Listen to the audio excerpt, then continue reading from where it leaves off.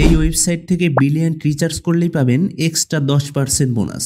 তো আজকের ভিডিওতে আমরা দেখার চেষ্টা করব কিভাবে ব্রিলিয়ান্ট অ্যাপে রিচার্জ করলে এক্সট্রা 10% বোনাস পাওয়া যায়।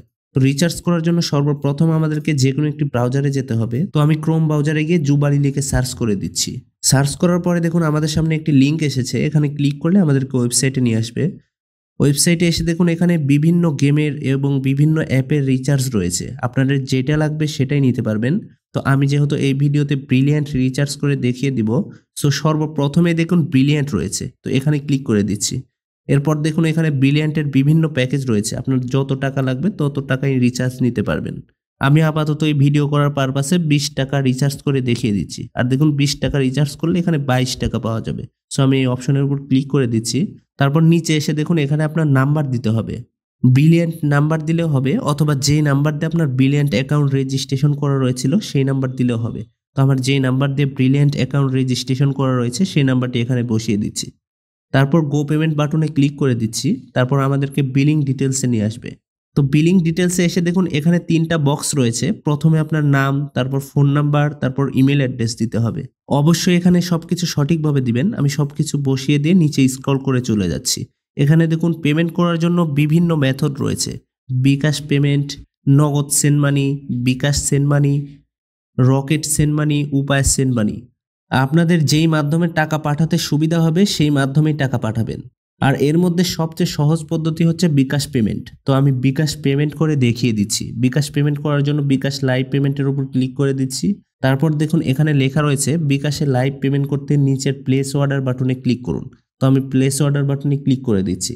তারপর দেখুন আমাদেরকে বিকাশের অফিসিয়াল ওয়েবসাইটে নিয়ে আসবে। এখানে এসে আপনার বিকাশ নাম্বারটা দিতে হবে। তো আমার বিকাশ নাম্বারটা এখানে বসিয়ে দিচ্ছি। তারপর কনফার্ম বাটনে ক্লিক করে দিব। তারপর এখানে আমাদের বিকাশ নাম্বারে একটা 6 ডিজিটের ওটিপি আসবে, সেটা বসাতে হবে। অর্থাৎ আপনি যেই নাম্বার এখানে ব্যবহার করেছেন সেই নাম্বারে ওটিপি যাবে।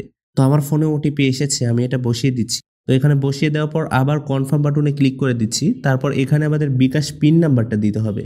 অনেকেই মনে করতে পারেন এখানে বিকাশ পিন নাম্বার দিলে বিকাশ হ্যাক হয়ে যাবে কিনা।